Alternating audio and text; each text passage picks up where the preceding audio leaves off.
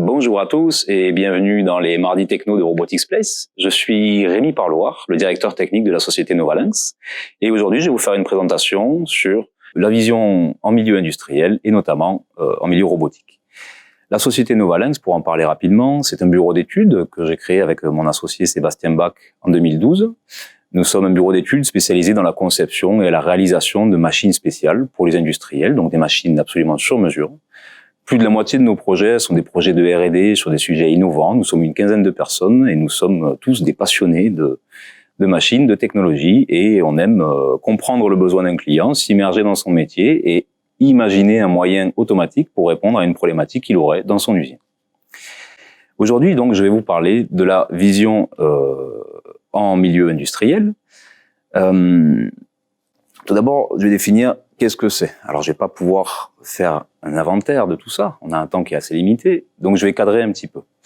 Robotique d'abord. Qu'est-ce que j'entends par robotique et qu'est-ce que je vais ensuite expliquer dans mon discours. Je vais parler de déplacer automatiquement un outil relativement à un certain objet pour faire un travail automatique sur cet objet.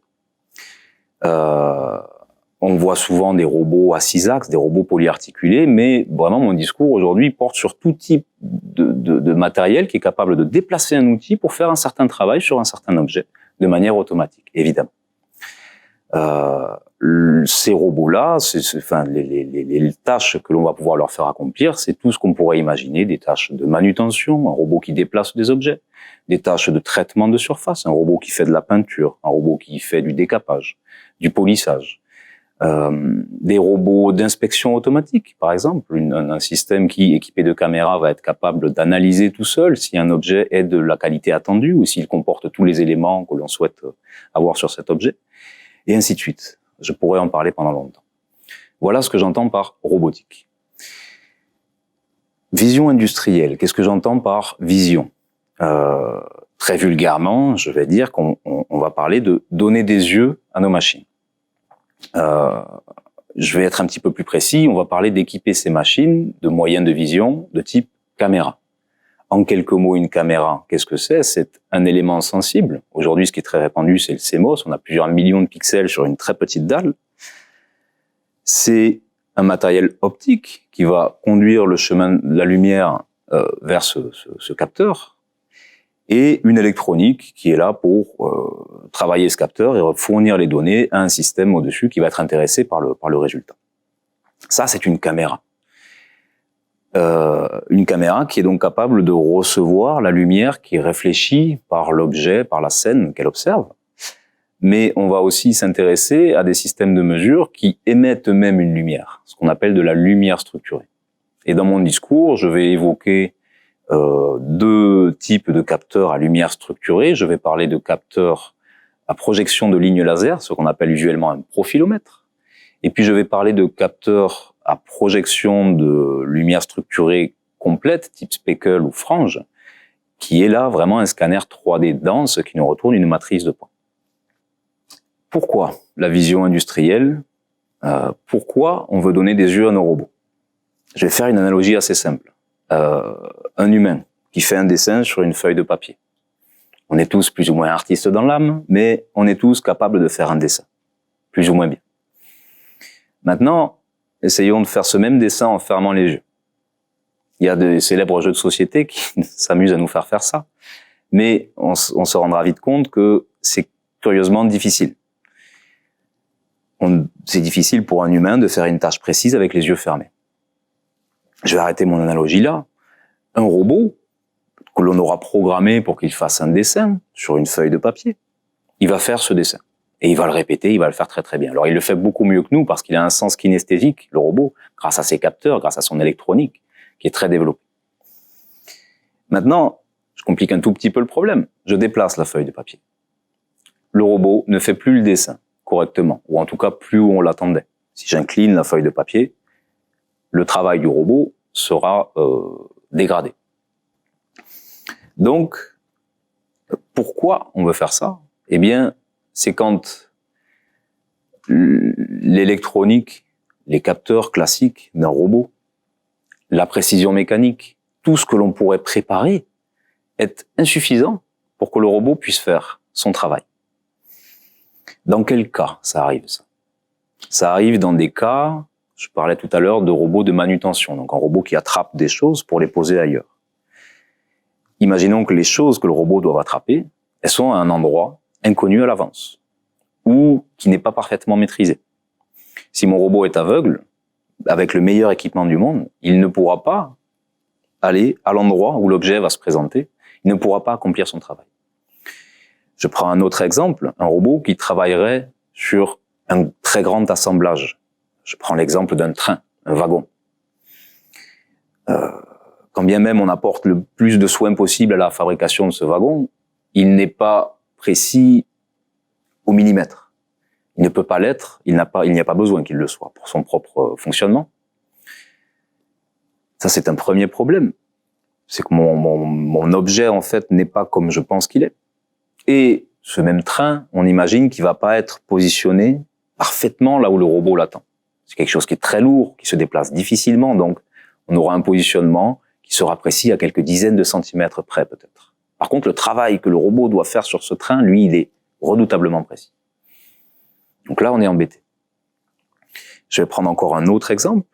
Un robot qui doit faire un certain travail sur un panneau en composite, mais qui est relativement souple. Le panneau a la bonne forme, il a les bonnes dimensions, mais il est souple. Et lorsque le robot se présente devant l'objet, l'objet n'a pas la forme que l'on attendait. Et pourtant, ce que l'on doit faire dessus doit être extrêmement précis, millimétrique, voire submillimétrique. Je vais donc, au travers de ces cas que je viens d'évoquer, expliquer un petit peu comment on ferait, comment on équiperait, pourquoi ça marche, et pourquoi, en mon sens en tout cas, c'est difficile de le faire autrement. Je prends cet exemple de robot qui doit prendre des objets pour les poser ailleurs. Donc je vais prendre un cas industriel connu, que j'ai connu, un robot qui fait de la mise en boîte de cornets de glace. Voilà, donc vous voyez un cornet de glace emballé avec un petit chapeau sur le dessus, c'est un cône, et ces produits arrivent sur un large convoyeur devant un robot manipulateur, hein, qui s'apprête donc à les prendre pour les poser dans des boîtes qui circulent devant lui. On a donc deux convoyeurs. Les boîtes, elles ont une forme connue, elles ont des dimensions connues.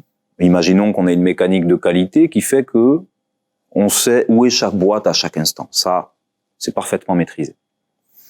Les cornets de glace, par contre, qui arrivent sur ce tapis, arrivent de façon relativement chaotique. Même si on fait beaucoup d'efforts en amont, c'est pas suffisamment précis. Parce que lorsque le robot va vouloir attraper avec une ventouse, par exemple, un cornet de glace, c'est un produit qui est fragile. Donc on peut pas trop se tromper. Et en réalité, ça paraît étrange, mais la précision attendue est inférieure au millimètre. Si on fait plus d'un millimètre d'erreur, on a le risque de dégrader le produit. Et le client, il n'aimera pas ouvrir une boîte de cornet de glace avec une glace cassée. À ce moment, on se dit, j'aimerais bien donner des yeux à mon robot pour qu'il voie les produits qui arrivent et qu'il soit capable de les prendre parfaitement bien et qu'il les dispose dans la boîte telle qu'attendue. Et ce, à une certaine cadence, sans s'arrêter. Plusieurs produits par seconde. On pourrait imaginer qu'une caméra, donc un simple dispositif qui nous donne une image, pourrait suffire. Alors comment on procéderait? On installe cette caméra au-dessus du convoyeur, les produits défilent, le robot il est un petit peu après. Comme ça, la caméra mesure un certain signal, on a le temps de faire un certain calcul, de communiquer les résultats des calculs au robot. Ça donne envie d'avoir quelque chose qui marche. Maintenant, j'ai fait exprès de choisir ce cas un petit peu difficile, c'est que ces produits peuvent se chevaucher. Ils ne sont pas tous déliés entre eux, on peut avoir des tas de glace. Et là, une simple caméra 2D, je vais dire, qui nous produit simplement une image, est insuffisante pour faire le travail, parce que je vais pouvoir détecter la position du cornet sur le convoyeur, mais je ne sais pas à quelle hauteur il est. Et j'évoquais la fragilité du produit, il est hors de question de dire « je descends et je le prends comme il vient ». Il y a de grandes chances qu'on écrase le produit, évidemment. Donc on va vouloir faire de la mesure en 3D. On va vouloir mesurer la hauteur de cette glace sur le convoyeur. Pas seulement sa position dans la largeur du tapis, mais également sa hauteur. Pour pouvoir la saisir parfaitement, il s'agit en fait de connaître sa position dans l'espace. Dans cet exemple, quelle technique de mesure on emploierait? Typiquement, Alors ce que je présente là, c'est une possibilité, tout est possible, mais ce que je présente là, c'est ce que moi j'ai fait en tout cas. On a utilisé une caméra, mais on a projeté une lumière dite structurée, comme je l'évoquais en début de discussion.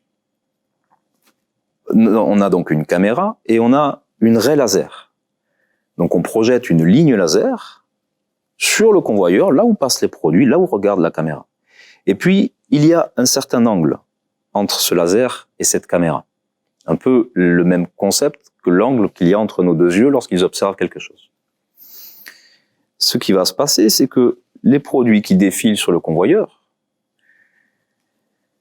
vont recevoir cette raie laser et vont déformer en fait cette ligne laser dans l'image de la caméra. S'il n'y a pas de produit, la caméra capte une ligne droite. S'il y a des produits, la caméra va capter une ligne qui est déformée par la présence des objets. Cette ligne déformée, moyennant une certaine quantité de calcul, de la calibration, tout un tas de détails techniques qui ne sont pas intéressants aujourd'hui, nous permettent en fait d'attribuer à chaque pixel une hauteur. Si la ligne monte, c'est qu'un objet est venu, donc on est plus haut. Si la ligne redescend, c'est qu'un objet s'en va, on est plus bas. Et on voit exactement en 3D ce qu'il y a sous cette ligne. Et on obtient vraiment une image 3D de notre convoyeur, puisque cet ensemble est en train de défiler. Et mon système de vision 3D, profilomètre, mesure un profil plusieurs milliers de fois par seconde. Donc, pendant que mon convoyeur avance, j'ai des vues en coupe, en fait, un petit peu. C'est pas exactement ça, puisqu'on voit la surface. Donc, j'ai des profils de la surface de ce qu'il y a sur mon tapis, successivement, avec une certaine fréquence, donc une certaine distance entre nos profils. On se retrouve avec une représentation 3D extrêmement précise de ce qu'il y a sur le tapis. À partir de là, on va pouvoir traiter ce signal, parce que pour l'instant, je n'ai fait que produire un signal. On va traiter ce signal, on va mettre en œuvre des algorithmes divers et variés. Là aussi, ça pourrait faire l'objet d'une présentation à part entière. On sait ce que c'est qu'un cône de glace, et on va rechercher cet objet en 3D dans la mesure qu'on a produit. Et on va dire à notre robot, et donc on va comme ceci identifier une position de prise pour chaque cône. Et puis on va continuer à travailler sur notre logiciel pour finalement que notre robot décharge le tapis en commençant par les produits qui sont en haut et qui le décharge progressivement. Je propose un autre exemple et la liaison sera faite par le fait qu'on emploierait le même capteur. Encore une fois, c'est un point de vue, tout pourrait être réalisé. Je reprends cet exemple dans lequel mon robot doit travailler sur un train. Alors, imaginons par exemple un train qui part au démantèlement et on souhaite décaper ce train pour le débarrasser de toutes ses impuretés, de toutes les peintures éventuellement polluantes et autres produits polluants qui pourraient être présents sur le wagon avant de l'envoyer au démantèlement. Ce serait une des étapes. Un wagon, c'est un grand rectangle, 30 mètres, on va dire ça comme ça. Alors j'ai un très gros robot qui dispose d'un moyen de décapage. Alors pourquoi pas du décapage par sablage ou par grenaillage. Et mon robot va vouloir faire des mouvements d'aller et retour pour décaper le train. Et puis ce robot, il est installé sur un axe supplémentaire, comme on dit, qui lui permet de glisser de gauche à droite et donc de parcourir les 30 mètres du train. On n'imagine pas un bras robot qui fait 30 mètres. Le bras robot mesure peut-être 3 mètres. Et puis il est installé sur un axe supplémentaire qui lui permet de translater sur toute la longueur les 30 mètres de ce train. Quel est le problème? Comme je l'évoquais tout à l'heure, notre train n'est pas à l'endroit où on l'attend. Quand bien même les opérateurs qui préparent l'opération y mettront le plus de bonne volonté possible, ils ne le positionneront pas très précisément. Cette précision, je la ramène au travail que doit faire mon outil. J'ai commencé ma présentation comme ça. Le but du jeu est de déplacer un outil devant un objet pour faire un travail donné. Ce procédé de décapage, pour en parler un tout petit peu, même si c'est quelque chose que je vais dire qui est assez bourrin, ça demande quand même de la précision. Ça demande quand même du calcul. On choisit divers paramètres pour ce sablage. On choisit un certain grain pour faire le décapage, suivant les propriétés attendues. On réfléchit économie, on réfléchit plein de choses. Ce qui en sort, c'est que le résultat obtenu par le décapage, il est quand même très exigeant en termes de précision. C'est-à-dire que si, suivant ce que je souhaite faire, mais là je prends un cas de quelque chose qui est relativement fin, si je m'éloigne de plus ou moins 1 centimètre de là où je dois être, notamment en termes de distance, je suis en train de projeter du sable sur une surface, si je m'éloigne trop, ou à l'inverse, si je m'approche trop, je vais pas faire ce que je voulais. Et ça peut être un vrai problème. Donc, on va déjà vouloir repositionner ce train en gauche-droite. Alors, il est sur ses rails, donc il y a un degré de liberté qui est bien calé, mais en gauche-droite, il est quand même relativement libre, et comme je l'évoquais, il ne pourra pas être précisément calé. Ça, c'est un premier problème. Et le deuxième problème, comme évoqué avant, c'est que ce train, encore une fois, on y apportera le plus de soins possible, mais ce wagon n'a pas exactement les dimensions qu'il a dans son plan. Mon discours s'applique à la plupart des grands assemblages, les bateaux, les avions, le monde du bâtiment, dans lequel il n'est même pas besoin en fait d'être très précis, on ne fait pas de surqualité. Donc ce wagon n'a pas la forme attendue. Et je vais même aller un petit peu plus loin. Ce wagon, potentiellement, il a vécu. Je parle d'une machine qui part au démantèlement, donc il est peut-être légèrement voilé par rapport à une pièce neuve. Il est peut-être cabossé par endroits, et ainsi de suite. Donc là encore, si j'envoie mon robot travailler en aveugle, je vais obtenir un résultat. Mais peut-être que mon client ne sera pas parfaitement satisfait, parce que le résultat que j'obtiendrai sur mon objet ne sera pas très homogène. Et ça peut être très gênant pour d'autres opérations qui suivent. On remet donc la 3D sur la table. On va vouloir connaître exactement la forme de l'objet qu'on va analyser. Pour ce faire, et dans ce cas-là précis, ce que nous avons proposé, c'est que notre robot, qui est mobile en translation, hein, sur 30 mètres, comporte, sur le châssis qui porte le robot, il y a également un profilomètre. Donc un système constitué d'une caméra et d'une raie laser. Et avant de commencer le traitement, on va faire un balayage complet du train. Donc on imagine cette raie laser qui va partir du début jusqu'à la fin du wagon par le côté. Et cette caméra, toujours le même principe, une raie laser et un certain angle avec une caméra. La caméra observe la déformation de cette ligne laser. Et on obtient, de la même façon qu'on était capable de reconstruire très précisément le tas de glace qui arrive sur le tapis, on est capable de reconstruire très précisément la forme du train tel qu'il est réellement. Et sa forme, et par extension sa position. Et ceci étant, on a quand même préparé un programme de traitement. On imagine en standard que notre robot va faire des grands mouvements de haut en bas, par exemple. Et bien, grâce à cette information nouvelle de volume du train, la mesure en 3D du train, on va être capable de modifier la trajectoire prévue, la trajectoire nominale. Et on va avancer, ou reculer, ou monter, ou baisser chaque point de la trajectoire unitairement, pour que, en tout point du traitement, on soit à la bonne distance de tir, avec le bon angle de tir. Alors évidemment, quelques détails, je suis en train de mettre un matériel relativement sensible, on a de l'optique, on a du laser, on a des choses un petit peu fines, juste à côté d'un système de décapage qui crache de l'acier. Là, c'est le travail de l'intégrateur que d'imaginer que son capteur va devoir être protégé dans une boîte étanche, par exemple, avec un capot qui s'ouvre au moment où l'instrument fonctionne et qui se referme avant d'allumer les systèmes qui créent les conditions hostiles de poussière, de bruit, de vibration qui dégraderaient le capteur. Donc, il faut bien voir que ces systèmes qui sont des choses relativement sensibles peuvent, à l'étude près, s'intégrer dans des environnements difficiles, hostiles. Et on peut amener de la précision dans des milieux difficiles, hostiles, rustres, je vais le dire comme ça. Voilà un petit peu comment on peut équiper une telle machine pour relocaliser et accepter les défauts de forme des grands assemblages. Je propose un autre exemple, une moto, un vélo, une pointe avant d'avion, un assemblage complexe, donc quelque chose qui est composé de plusieurs pièces mécaniques, des petites, des grosses, en grande quantité. Et à un certain stade de la production, on va vouloir faire un contrôle qualité de ces pièces. Donc on va vouloir s'assurer que tous les éléments attendus sont à l'endroit où on les attend, qu'ils sont tous présents et qu'ils sont tous à l'endroit où on les attend. Et je prends bien le cas d'assemblages complexes qui comportent plusieurs centaines, voire plusieurs milliers d'éléments.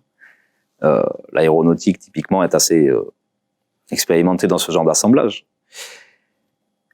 On a bien des contrôleurs humains qui sont capables d'analyser l'objet, de vérifier par rapport à une checklist que tout est en place, etc. Mais c'est extrêmement complexe et l'erreur humaine arrive vite.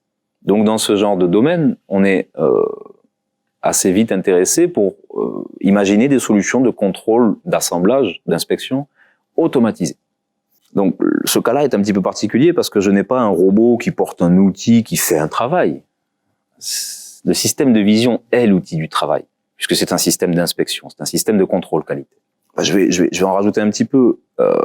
Imaginons que le système qui fait ça, c'est un système mobile.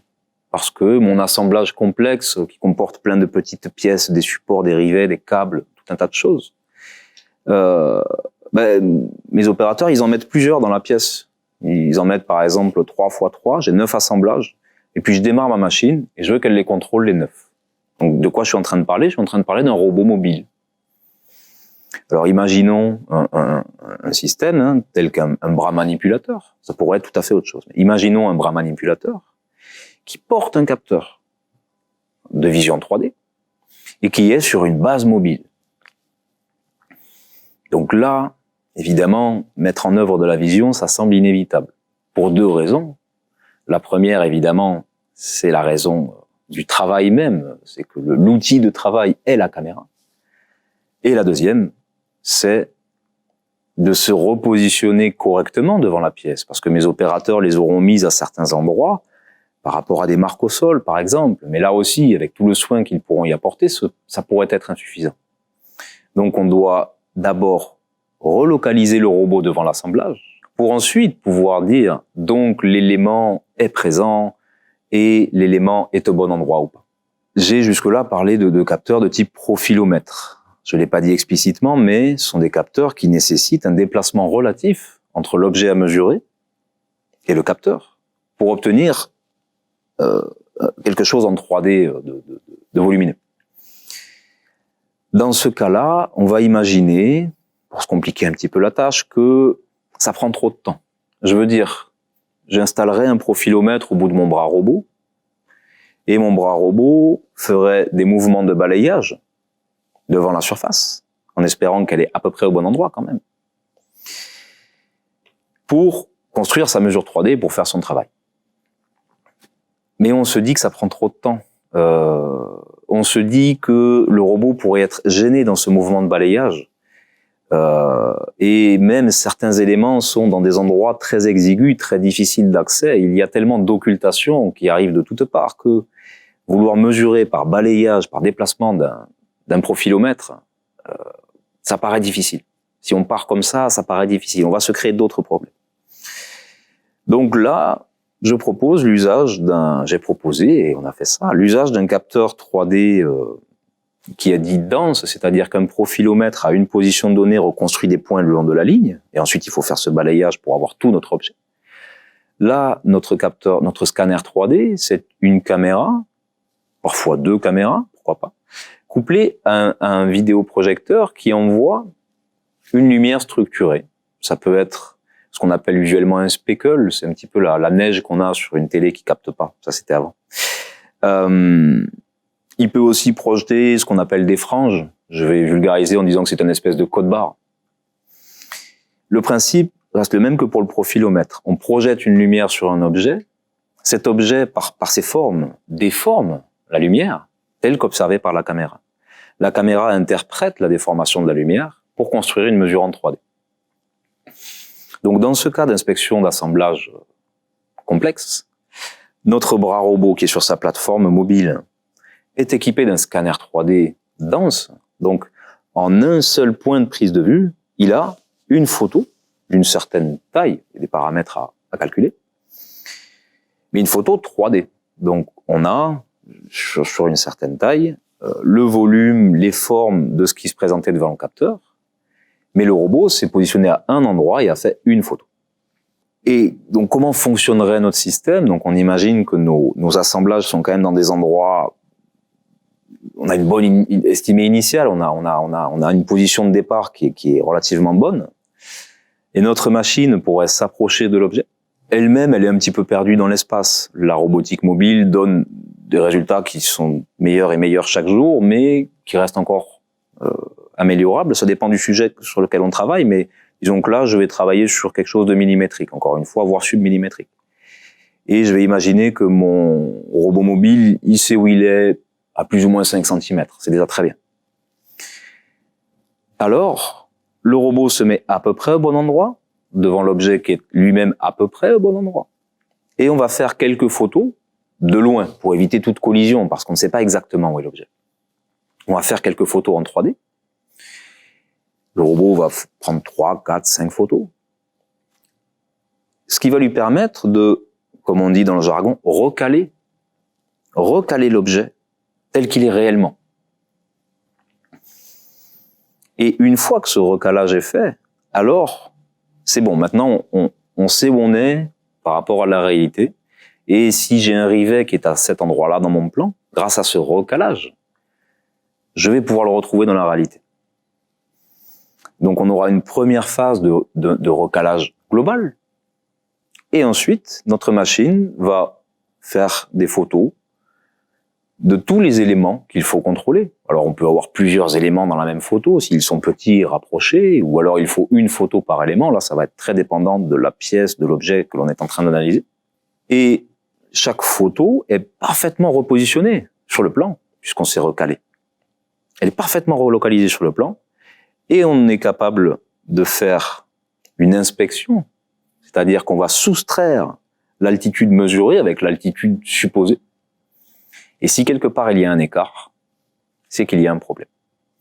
Donc là aussi, je pourrais passer beaucoup de temps à développer sur l'algorithme d'analyse et de comparaison de la théorie à la réalité pour détecter la présence et le bon positionnement de petits éléments sur un assemblage. C'est pas forcément l'objet du truc aujourd'hui. Mais, effectivement, on imagine que un tel sujet, avec je redis, une simple caméra 2D, pourrait être difficile à aborder. Moi, en tout cas, j'aurais des difficultés à l'aborder comme ça. Parce qu'encore une fois, mon client, c'est un industriel qui veut une machine qui travaille. Il n'est pas en train de faire des essais, il n'est pas en train de vouloir inventer un truc nouveau. Il veut un résultat. Donc, en utilisant les bons équipements, et notamment avec de la projection de lumière, on amène quand même beaucoup de robustesse. Je vais présenter un dernier exemple que j'ai mis au point récemment pour un client, toujours. On doit faire un certain traitement, disons qu'on doit déposer un cordon de mastic, très précisément, sur un panneau relativement souple.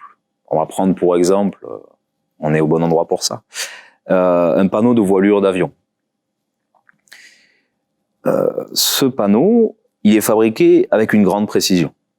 Mais lorsqu'on le dispose devant le robot, c'est un matériau fin. Il a une forme cylindrique, c'est une portion de cylindre, et c'est un matériau relativement fin. Donc, même s'il a été parfaitement bien fabriqué, sous le seul effet de la gravité, même si on a fait un joli support qui accueille le panneau, il y a de grandes chances que le panneau soit légèrement tordu ou voilé.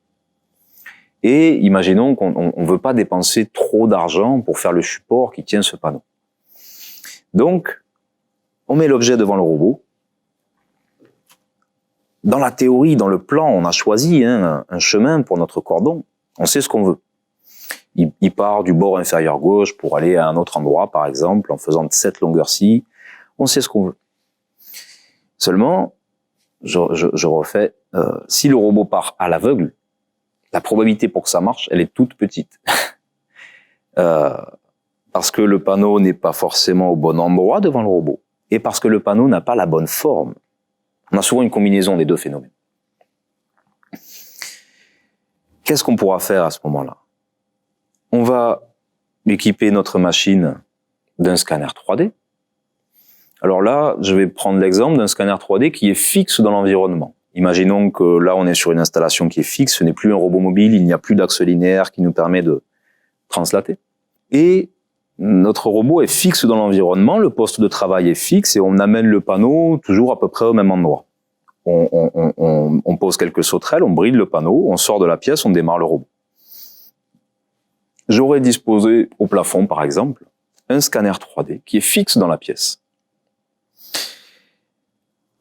Scanner 3D à lumière structurée, par exemple. Comme ça, j'ai pas besoin de déplacer les choses, donc mon panneau est fixe, mon scanner 3D est fixe. Il projette son code barre, pour parler d'un système à franges, par exemple. Et il remonte une mesure 3D super précise de la pièce sur laquelle on souhaite travailler. Alors évidemment, on ne reconstruit que ce que l'on voit. Ce n'est pas un système à rayon X, on ne voit pas ce qu'il y a en dessous. Mais on a scanné la surface sur laquelle on souhaite travailler. Et j'avais, en amont, préparé mon cordon dans la théorie, dans le plan. Et là, mon objet, il est déformé. Donc je vais, comme j'ai pu le faire tout à l'heure dans le cas du traitement du wagon, je vais vouloir déformer un petit peu le chemin qui était prévu pour le robot, et de façon rigide pour rattraper la pièce, mais également point à point, le travail de mon robot. Je le décompose point par point et je déforme ces points. Parce que la dépose de mon cordon de mastic, elle est extrêmement exigeante en termes de précision. La pointe de dépose est presque au contact, mais pas au contact. Si elle est trop loin, ça marche pas. Si elle est au contact, ça marche pas. Il faut être exactement au bon endroit. Donc, on n'y coupe pas, il faut mesurer la pièce. Si on n'est pas capable de conformer sa position. Et donc, ce faisant, j'ai ma mesure 3D très précise. Je vais localiser dans mon nuage 3D des points d'intérêt, qui sont ceux avec lesquels j'ai généré mon programme. Mon cordon, il part d'un coin pour aller à un autre coin en longeant un rebord, par exemple. Eh bien, dans la mesure de la pièce que j'ai remontée, j'ai des systèmes de traitement de signal, des algorithmes qui vont localiser un coin, localiser le rebord qu'il faut longer et localiser le coin de fin. Sur la pièce réelle, telle que mesurée. Et on va régénérer notre trajectoire en tenant compte des vraies coordonnées du système. Et là, ça se met à marcher. Il y a eu beaucoup de boulot pour y arriver, mais ça se met à marcher. Et c'est un résultat qui est industriel, qui est répétable, qui est qualifiable. Donc, de quoi on a parlé? On a parlé de donner des yeux au robot. Ce qu'on a pu voir, c'est que les applications que j'ai présentées, d'un certain point de vue, on ne peut pas le faire sans vision. Et je pousse même un petit peu, on ne peut pas le faire sans vision 3D. Donc, c'est formidable.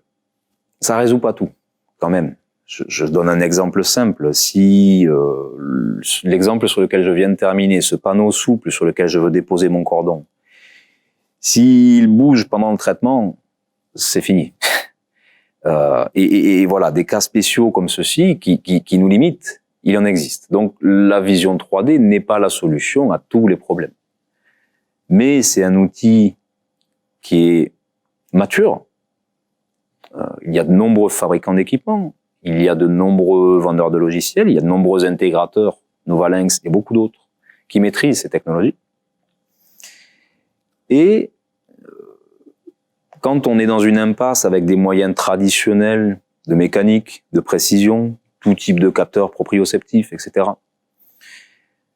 on peut se retrouver coincé, et alors il faut imaginer, se dire, est-ce que la vision industrielle, une caméra, deux caméras, de la 3D, un profilomètre, un scanner dense, et les autres technos que je n'ai pas évoqués, est-ce que ça pourrait pas me permettre d'obtenir un bon résultat industriel?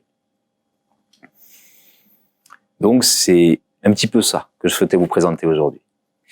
Je vous remercie vivement pour votre attention et je reste là pour répondre à vos questions.